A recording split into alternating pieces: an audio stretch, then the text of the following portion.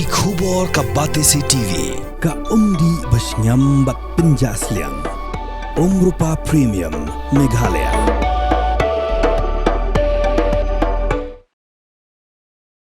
Sembut Menteri Rangba Kejala Bapet ya katanat penroisor sengau balang dhar laitu bamenta kumba arlak tontam ki Jaboh ki balang Marten la deban Khlong bat ban Saiñ yaki bat kabasa menta ban Khlong kalong satang arlak ton duna ayai bat syen ka sorkar kan sa pendep nohi ai kublai yaki pajba namar ba kilai trailang bat ka sorkar kata ban peniakrat yaki Jaboh baki bret kentu bakinia biteng ban le kumni Khnang ban suk ban peni khalad na ki Jaboh ki balong sebo bat ki Jaboh ki bamlong sebo.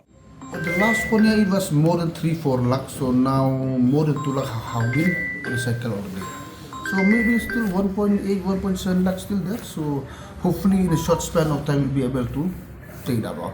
Any timeline being Not fixed? Not timeline because we have allowed to some of the companies, so it seems they are able to complete within the stipulated time as per the tender agreement. So the tender agreement time of completion is exactly not with me, but I'm very sure they will be able to complete within this stipulated time as per the tender agreement.